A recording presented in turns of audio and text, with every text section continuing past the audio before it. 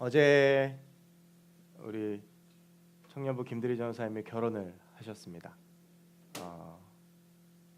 어제 굉장히 저희 보면서 청년들하고 했던 얘기가 제가 여태까지 전사님을 8개월 동안 본 이래로 가장 업이 돼 있었습니다. 막 사람 막 이게 돼 있어서 제가 그래서 청년들이 너무 업돼 있다 그러길래 저것도 한때다라고 이야기를 했습니다. 이제 결혼 생활을 시작하면 여러 가지 풍파와 어려움과 힘듦들이 찾아오면 이제 근데 어제 이제 결혼식을 쭉 보면서 어제 집에 와서도 저희 아내한테 이야기했는데 문득 제가 결혼했던 때가 참 그리워졌습니다. 저는 군인일 때 결혼을 했습니다. 그래서 저는 축가를 그때는 군복도 초록색 군복이었거든요. 그래서 군복을 입은 13명의 병사들이 와서 축가를 했었습니다. 굉장히 그 결혼식장이 쌀벌했던 기억이 나고 하객 중에 절반은 군인이었습니다. 강남에서 했는데 그래서 그랬었는데요. 그게 벌써 2010년 5월 달이니까 벌써 이제 올해 5월 1일 되면 결혼한 지가 딱 9년이 되는 날입니다. 그러면서 그때 기억이 문득 나면서 어제 밤에 다시 한번 저희 와이프한테 앞으로 잘 살아보자, 잘 살게라고 이야기를 했었는데요. 참 결혼이라는 기억은 참 좋은 기억이죠. 그렇게 사람들이 살면서 좋은 기억이 남는 기억들이 있습니다. 근데 또 반면 또 다시는 기억하기 싫은 슬픈 기억들도 있습니다. 뭐 결혼과는 정반대로 이제 사랑하는 사람과 헤어지는 기억들, 그런 기억들은 참 다시는 떠올리기 싫고 슬픈 기억들이고요. 또 헤어지지 얼마 안 되고는 그 뭐 추억에 있는 장소나 또 그런 여러 가지 기억들과 사람들을 만나면 눈물도 많이 나고 그렇게 됩니다. 저희 교회 부목사님이 모두 5분이 계십니다. 아시는 대로. 저까지 5명인데 저희 5명의 사이가 참 좋습니다. 그래서 이렇게 보면 나이 차이들도 좀 이렇게 있고 그렇긴 하지만 서로 잘 너무 이해해 주시고 그리고 서로 같이 너무 잘 지내고 있는데요. 그래서 부목사님들하고 가끔 같이 이렇게 있다 보면 신방이 없을 때는 간혹 식사를 하러 나갑니다. 그런데 지난주 목요일 날 눈 오기 전날 되게 추웠는데 갑자기 선임 목사님께서 냉면을 먹으러 가자 그러셔가지고 그래가지고 같이 사무실에 있던 분들하고 냉면을 먹으러 갔습니다. 남대문까지 차를 타고 냉면 한 그릇에 13,000원짜리 하는 집입니다. 그래서 뭐 거기를 가자 그러셔가지고 어떻게 우연히 아는 분이 있어서 가게 됐는데요. 저는 이제 그 3명이서 갔는데 목사님 앞에 2분 타시고 저희가 이렇게 딱 가고 있는데 그 남대문 이렇게 쭉 가는데 광화문을 지나가게 됐습니다. 그래서 이제 남대문까지 가는 길에 광화문이 있는데 저는 그 광화문을 별로 좋아하지 않습니다. 광화문을 잘 안 가고요. 광화문을 가더라도 이 광화문 사거리에 보면 이순신 동상이 있죠. 세종대왕 동상이 있고 교보문고가 이쪽에 있습니다. 가보신 분들 알겠지만 건너편에 세종문화예술회관이 있는데 저는 가더라도 교보문고 길 건너는 가지 않습니다.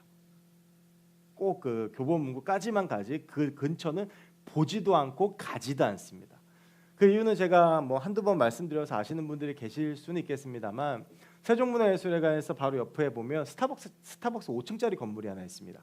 그래서 이제 실내가 4층이고 옥상은 5층인데 1, 2층은 금연석이고 3, 4층은 그 당시에는 흡연석이고 그 5층은 그 옥상이었는데 제가 2004년 12월 28일 날 거기서 차였습니다.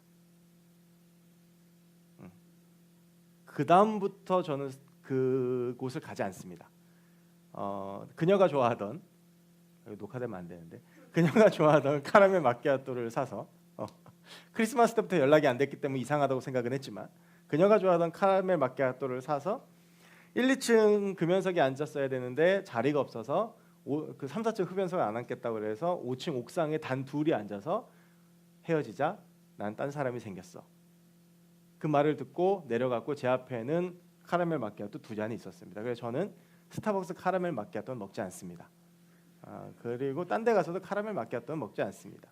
그리고 그 이후로 광화문 스타벅스를 15년 거의 15년 됐죠. 15년 동안 한 번도 본 적도 없고 가본 적도 없고 그 근처를 간 적도 없는데 제 의지와 상관없이 그곳을 보게 됐습니다.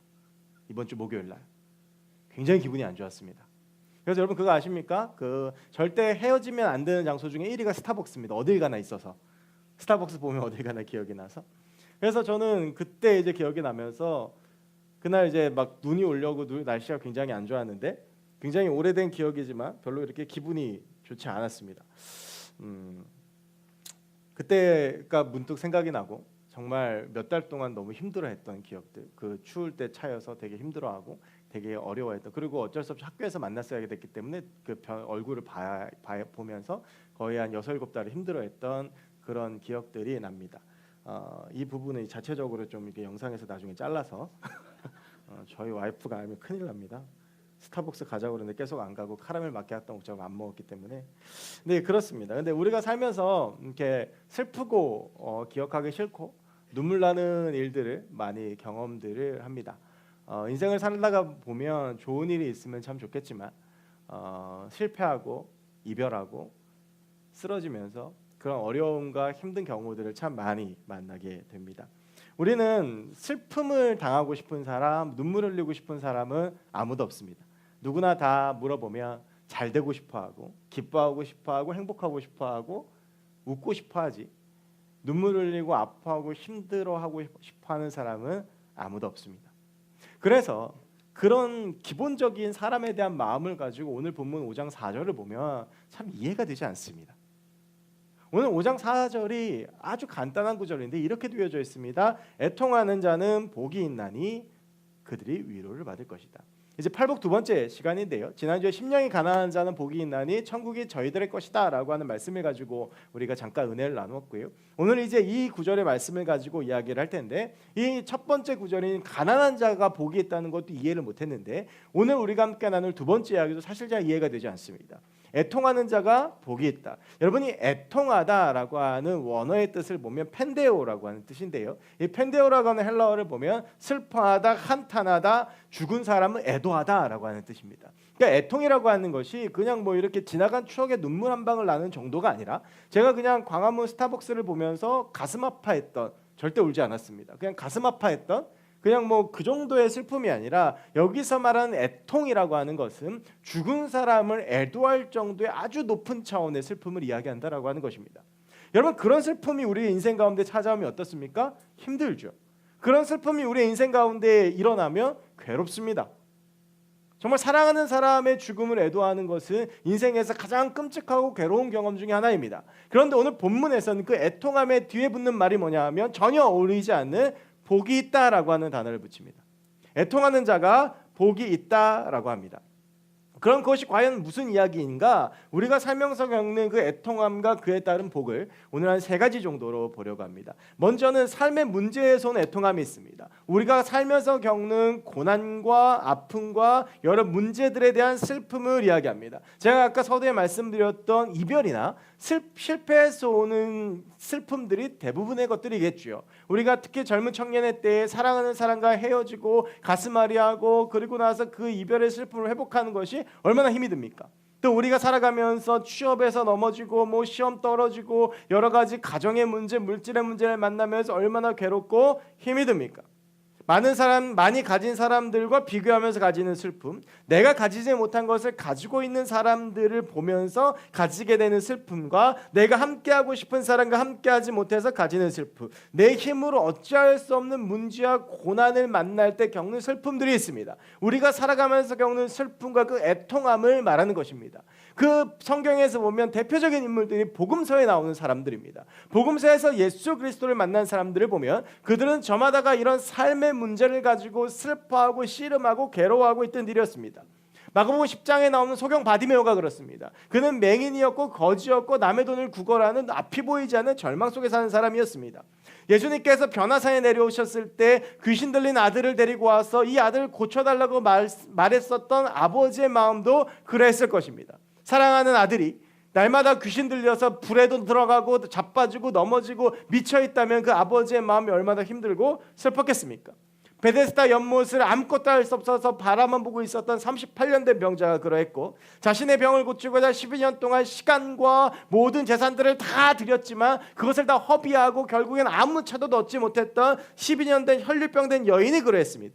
사랑하는 사람들과 강제로 떨어져서 격리 수용됐던 문둥병자들, 날 갈수록 흉측해지는 자신의 모습을 보면서 죽을 날만을 기다렸던 나병 환자들이 그러했고, 어느 날 순간 아들을 떠나보내야 했던 나인성 과부가 그러했고, 죽어가는 딸을 고치지 못하고 예수님을 겨우 모시고 왔는데 딸이 죽어버린 회당장 야이로의 마음이 그러했고요. 부모와 마찬가지였던 오빠인 나사로를 떠나보내야 했던 마르다와 마리아의 마음도 그러했을 것입니다. 여러분, 우리도 이런 것들과 비교할 수는 없겠지만 살아가면서 날마다 크고 작은 고통들과 문제들과 슬픔과 눈물을 경험하고 살아갑니다. 그래서 그 문제를 해결하기 위해서 많이 애씁니다. 인간적으로 노력합니다. 그리고 그것이 인간적으로 해결이 안 되면 잊어보려고 술도 마십니다. 사람들도 만납니다. 그리고 막 여러 가지 세상적인 방법들을 동원합니다. 그런데 그것이 나의 문제들을 해결해 주지 못합니다. 그런데 오늘 성경은 이해할 수 없지만 그렇게 슬퍼하고 애통하고 문제 가운데 고민하고 씨름하고 있던 이들에게 복이 있다라고 말을 합니다. 그리고 그 복이 무엇이냐고 성경에서 말하냐 하면 그들이 위로를 받는다라고 이야기합니다. 그 위로는 세상이나 사람이 주는 것이 아니라 하나님 아버지께서 주시는 위로입니다. 예수님의 그 위로에 대해서는 세상이 줄 수 없는 평안이다라고 예수님께서 말씀하셨습니다. 앞서 말씀드렸던 그 답이 없는 인생들이 있지 않습니까? 소경 바디메오, 아들이 귀신 들린 아버지, 나인성 과부, 12년 동안 혈류병 걸렸던 여자, 38년의 베데스다의 병자. 우리가 인간적으로 보면 답이 없어 보이는 인생들이었는데 그들이 슬퍼하는 마음을 가지고 애통하는 마음으로 세상적으로 붙잡을 수 없어서 12년대 혈류병 된 여인이 세상의 방법 다 써봤지만 안 돼서 예수 그리스도께 나와서 그 옷자락만 붙잡는 심정으로 주님 앞에 나아갔는데 그들이 그렇게 그들의 슬픔의 문제와 애통함을 가지고 주님 앞에 나가서 주님 앞에 울었는데 하나님께서 그 문제를 해결하여 주셨습니다. 그냥 해결하셨습니까? 그 문제의 근원이 해결되어졌고 예수님께서는 그들을 위로하시고 그들에게 내 믿음이 너를 구원했다라고 선포하셨습니다. 저주받아서 그런 병과 문제를 만났다고 손가락질 당하던 이들에게 이제 거기서 너희는 자유를 얻을 것이라고 말씀하셨습니다. 이 오늘 본문의 애통함의 원어인 파라칼레오는 격려하다라고 하는 뜻을 가지고 있습니다. 우리가 우리의 문제를 가지고 주님 앞에서 눈물 흘리고 그 애통함을 가지고 주님 앞에 나가고 아파하고 힘들어하고 슬퍼할 때 우리 주님께서는 그런 우리를 위로하시고 격려하시고 우리를 위해서 기도하시고 우리의 문제를 해결하시고 만지시고 고쳐주신다라고 하는 것입니다.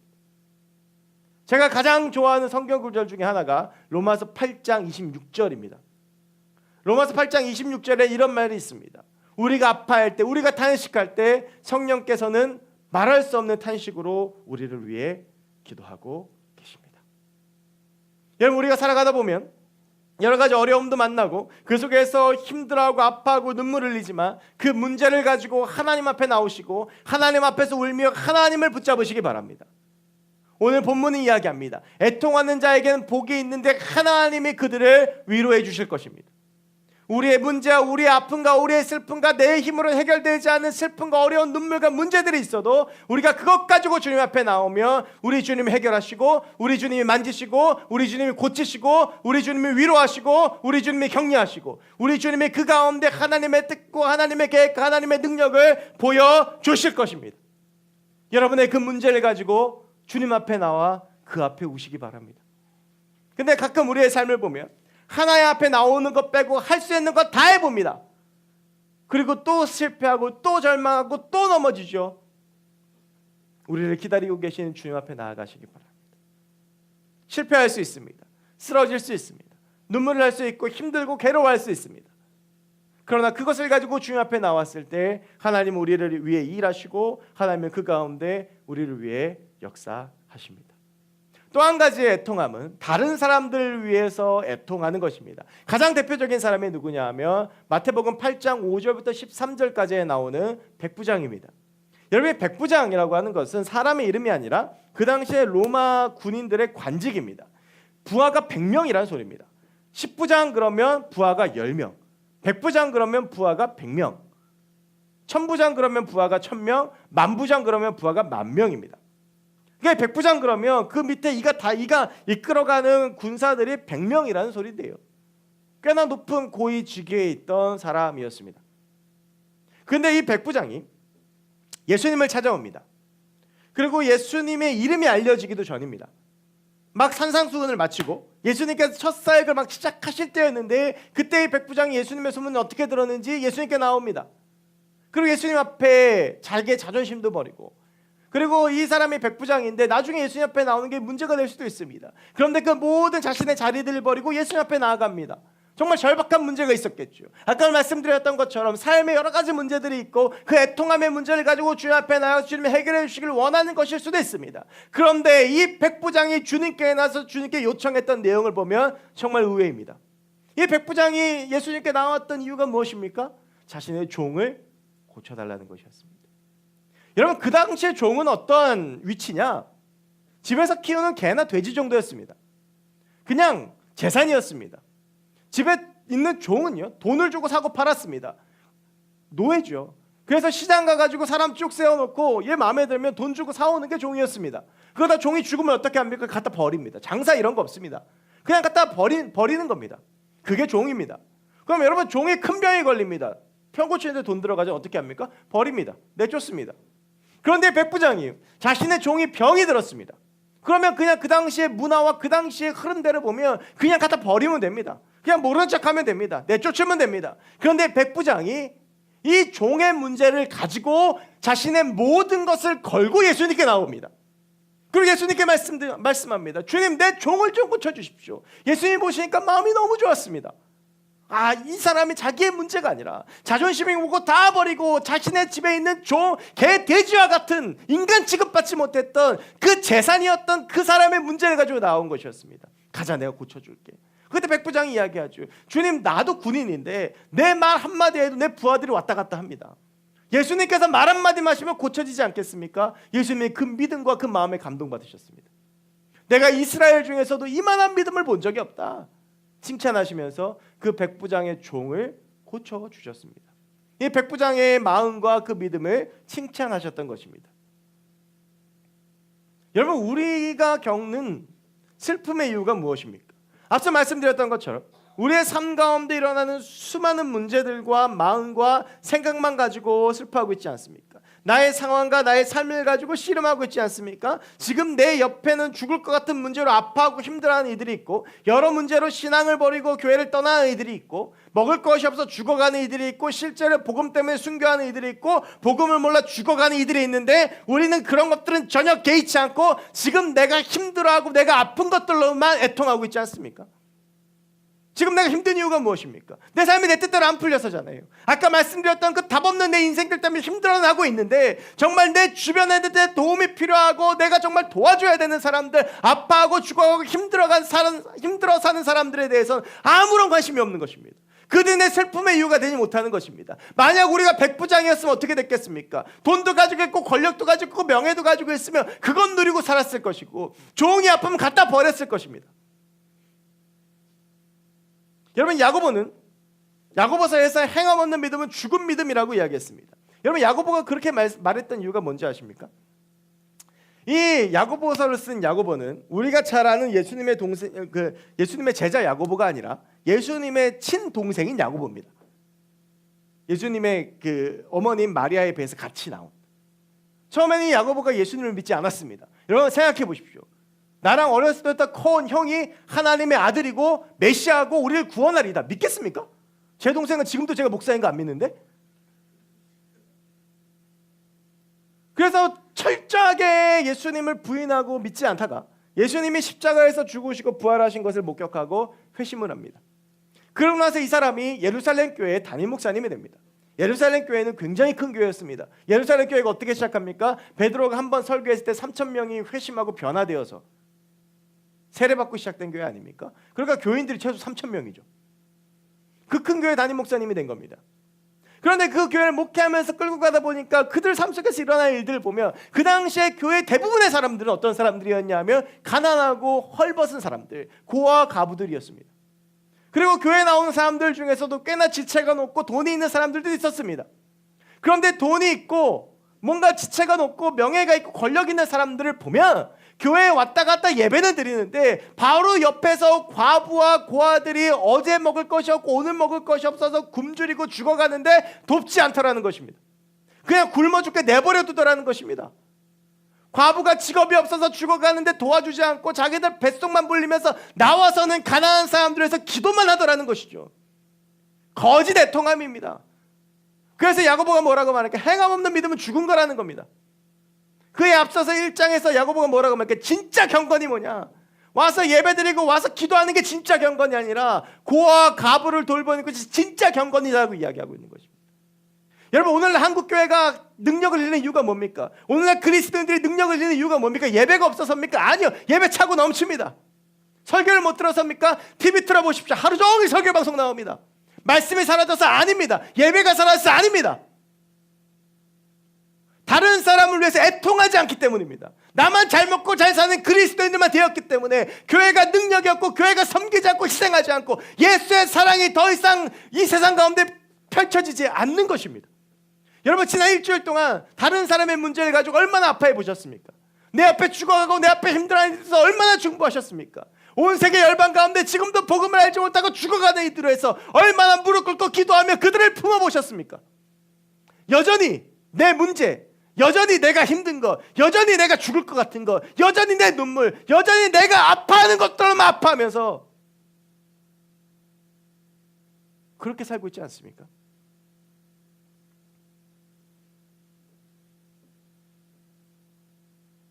나를 위해선 기도하면서 다른 이들을 위해서 기도하지 않고, 나를 위해선 지갑을 열면서 다른 사람을 위해서 1원 한 푼도 쓰지 않고 그들을 죽어가는 것을 방치한다면 그 사람은 어떻게 그리스도인이라고 할 수 있겠습니까? 그거 바리새인입니다.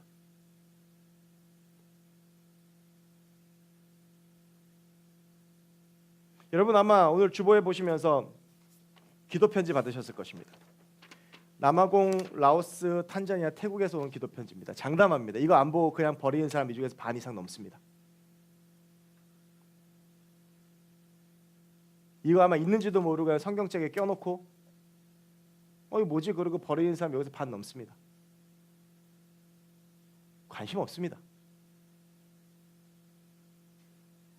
여기 있는 이 4개국이 저희가 2월부터 시작하는 성경금으로 매달 성교비를 조금씩 후원해 드릴 나라들입니다. 여러분, 제가 성경금 작정받고 깜짝 놀랐습니다.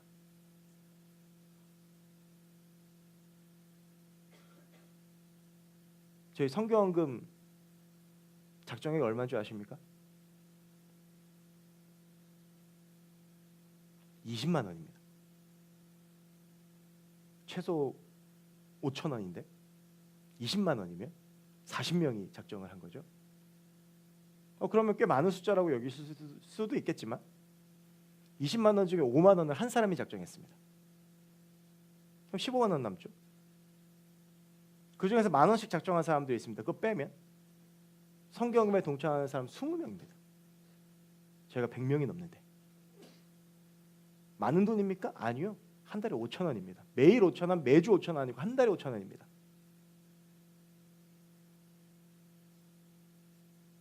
많습니까?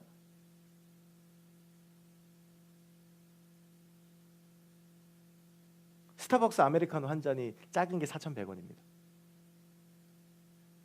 그거 매일 드시지 않습니까?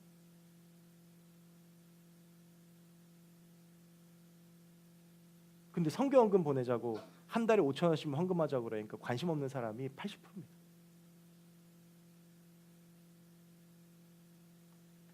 다른 사람을 향한 애통함이 사라져버린 그리스도인들은 거짓 그리스도인들입니다.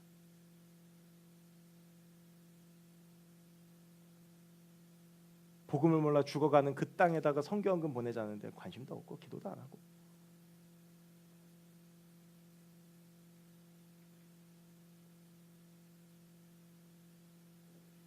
오늘 예수님께서는 제가 가장 성경에서 무서워하는 말 중에 여러 말 중에 하나가 그건데요.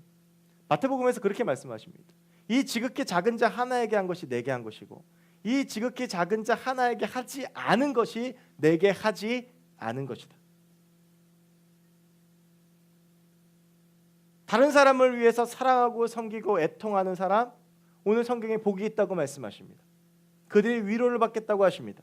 그 위로와 그 복이 뭡니까? 마태복음 10장 42절 이렇게 되어져 있습니다. 또 누구든지 제자의 이름으로 이 작은 자 하나에게 냉수한 것이라도 주는 자는 내가 진실로 너에게 이르노니 그 사람이 결탄코 상을 잃지 아니하리라. 여러분, 그리스도인들은 나를 위해 사는 사람들이 아닙니다. 그리스도인들은 하나님을 위해 사는 사람들입니다. 나를 위해 사는 인생, 내가 잘 먹고 잘 살기 위해서 사는 인생, 내가 성공하기 위해서 사는 인생이 아니라 내가 성공을 하더라도 하나님을 위해서, 영혼들을 위해서 해야 되는 것이 그리스도인입니다. 우리의 삶의 방향이 지금 어디를 향해 가고 있습니까? 하나님을 보는 것이 아니라, 영혼을 바라보는 것이 아니라, 세상을 바라보는 것이 아니라 나만을 위해서 살아간다고 하면 우리가 도대체 복음을 가지지 못한 사람들과 다를 바가 무엇이며, 우리가 도대체 세상 사람들과 다를 바가 무엇입니까? 우리는 그리스도인입니다. 우리는 하나님의 사람들입니다. 그러면 적어도 이 가슴 안에는 하나님을 모르는 사람들 위해 애통함이 있어야 되고, 지금도 주님 모르고 죽어가서 지옥불로 들어간 이들을 향한 간절한 마음과 애타는 마음이 있어야 됩니다. 그거 없으면 그리스도인 아니고 바리새인하고 똑같습니다. 와서 그냥 예배 자리에 앉아있고 예수 잘 믿는 척하고 봉사하는 척하고, 근데 그 속에는 사랑이 없고 십자가가 없고 하나님의 마음이 없다면 예수님 십자가에 못 박아 죽은 바리새인들과 무슨 차이가 있습니까? 정말 우리의 애통함은 무엇 때문입니까? 나를 위해서 애통하는데, 나를 위해서 기도하는데, 내 문제 때문에는 새벽에도 나와서 기도하고, 내 문제 때는 눈물 콧물 다 빠지도록 기도하는데, 선교지를 위해서, 내 옆에 힘들어하는 지체를 위해서, 지금 교회 안 나오고 있는 결석자들을 위해서, 지금 죽어가는 이들을 위해서 여러분 얼마나 기도하고 얼마나 슬퍼하고 얼마나 애통하고 계십니까?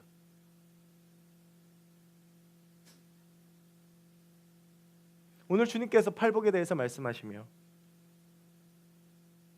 어떻게 살아가야 되는지에 대한 말씀이라고 말씀드렸습니다. 내 문제 가지고 주님 앞에 애통하는 거 해야 됩니다. 그게 우리의 해결입니다. 그런데 우리의 신앙이 거기서 멈춰서는 안 됩니다. 여러분, 왜 산상수훈을 마치자마자 주님께서 이 백부장을 만나셨겠습니까? 죽어가는 영혼을 향한 우리의 애통함이 회복되어져야 됩니다. 마지막으로요, 애통함은 자신의 마음의 문제, 영혼의 문제를 가지고 애통하는 자를 의미합니다. 하나님의 사람으로 살아가지 못함을 인정하고 애통하고 기도하는 것입니다. 대표적으로 바울입니다. 바울은 자신에 대해 이야기하면서 나는 죄인 중에 괴수라고 이야기했습니다. 바울은 우리가 잘 아는 대로 박해자였고 살인자였습니다. 그는 예수 그리스도를 만난 후 날마다 그런 자신의 과거와 내면, 그리고 계속 일어난 죄들과 씨름했습니다. 그리고 그 십자가 앞에서 날마다 자기를 쳐서 복종시켰습니다. 처절하게 하나님 붙들고 씨름했습니다. 그가 했던 고백이 뭡니까? 내가 그리스도와 함께 십자가에 못 박혔나니 그런즉 이제는 내가 사는 것이 아니요 오직 내 안에 그리스도께서 사시는 것이라. 이제 내가 육체 가운데 사는 것은 나를 사랑하사 나를 위하여 자기를 버리신 하나님의 아들을 믿는 믿음 안에 사는 것이라. 여러분, 교만이 뭡니까? 우리는 이 교만 그러면 잘난 척 생각합니다. 내 자랑하고 내가 잘난 척하고 내가 뭐 드러내고 그걸 교만이라고 생각하는데 맞습니다. 근데 그건 아주 지극히 부분적인 것입니다. 교만의 실상은 그런 것이 아닙니다. 교만의 실상은 내가 누구인지 잃어버리고 사는 것입니다. 내가 누구입니까? 우리는 철저한 죄인입니다. 우리 때문에 예수님 십자가에 못 박혀 죽으셨습니다. 제가 어렸을 때 했던 자주 불렀던 찬양 중에 그때 그 무리들이라는 찬양이 있습니다. 그때 그 무리들이 예수님 못 박았네, 녹슨 세계의 그못으로. 여러분, 그때 예수님 십자가에 못 박은 사람들 로마의 군인입니까? 바리새인 대제사장들입니까? 아니요, 우리입니다. 내 죄 때문에 예수님 십자가에 달려 죽으셨습니다. 제가 이번 주에 많이 했던 찬양 중에 주님 마음 내길 쏘서 찬양이 있습니다. 그 찬양의 시작이 이렇게 하죠. 보소서 주님, 나의 마음에 선한 것 하나 없습니다. 선한 건 없습니다. 여러분이 여러분의 마음을 더 잘 아시지 않습니까? 그럼 그게 죄입니다. 우리의 마음을 가득 채우고 있는 감정과 생각들이 뭡니까? 그런데 우리가 자꾸 그걸 잊어버립니다. 제가 매일 저녁마다 그 예영이하고 큐티를 합니다. 그 예수님이 좋아요라고 그 애들이 하는 큐티 책이 있습니다. 그래서 그거를 이제 제가 데리고 큐티를 쭉 하는데, 지금 그 본문이 그 생명의 삶하고 같이 이렇게 나가는데요. 그 예수님께서 이제 십자가에 달리시는 그 장면 전까지입니다. 그래서 이제 어제 예수님이 이제 그 대제사장에게 신문 받으신 장면인데, 그러니까 이제 그런 이야기를 하다 보니까 예영이가 그럽니다. 아빠, 왜 예수님이 잡혀가시는 거야? 예수님이 십자가를 지기 위해서 잡혀가시는 거야. 왜 예수님이 십자가에서 죽으시는 거야? 우리를 용서하기 위해서. 왜? 우리는 죄인이니까 예수님께서 우리의 죄 때문에 십자가에 죽으시는 거야. 그랬더니 예영이가 저한테 눈을 동그랗게 뜨고 이야기했습니다. 내가 왜 죄인이야? 넌 잘못한 거 없는데?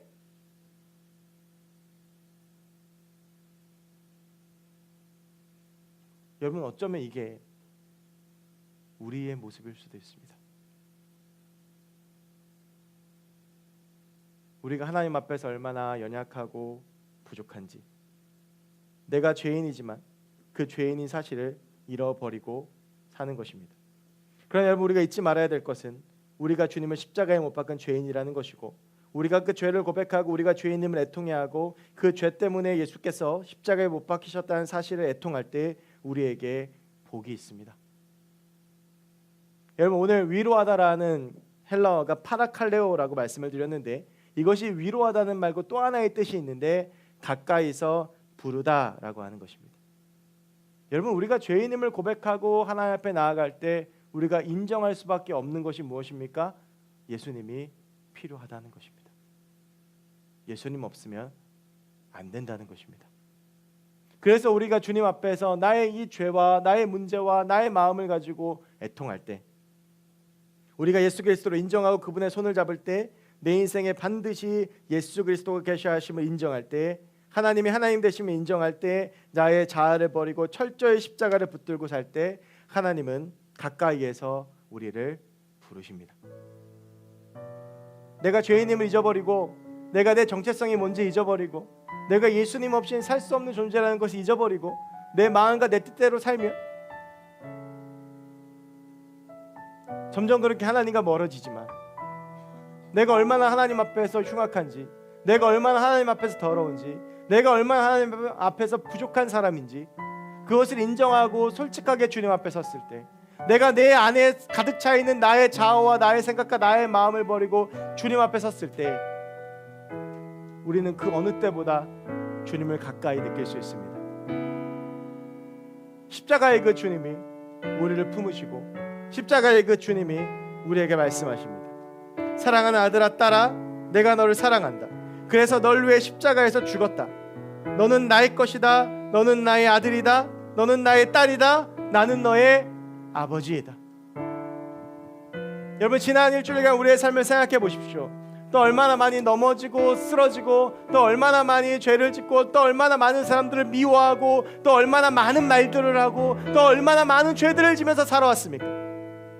여러분, 우리가 주님 앞에서 그런 우리의 삶을 솔직히 인정해야 됩니다. 주님, 나 죄인입니다. 주님, 나 지난 일주일 동안도 이렇게 죄 지으면서 살아왔습니다. 그래서 주님, 내가 주님이 꼭 필요합니다. 주님, 나는 죄인 중에 괴수입니다. 내 죄만 생각하면 눈물이 나고 아프고 애통함이 있습니다. 그래서 주님, 내 인생에 주의 십자가가 필요합니다. 이제 내가 사는 것이 아니라 주님과 함께 사는 것입니다. 여러분, 그렇게 우리가 주님 인정하고 그렇게 우리가 주님 앞에 나아갈 때 주님이 우리의 손을 붙잡으시고, 주님이 우리와 동행하시고, 주님이 우리와 함께 하실 줄로 믿습니다. 우리 겸손하게 그 주님을 바라보기 원합니다. 그 애통함을 가지고, 날 위해 죽으신 주의 십자가를 바라보는 그 애통함을 가지고, 죽어가는 이들을 향한 그 애통함을 가지고, 또 실패하고 넘어진 나의 그 애통함을 가지고 주님 앞에 서기 원합니다.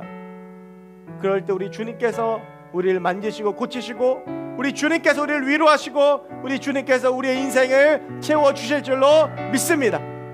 우리 그 하나님 붙들고 나아가는, 그 예수님 붙들고 살아가는 저와 여러분들이 되었으면 좋겠습니다. 우리 자 같이 함께 찬양으로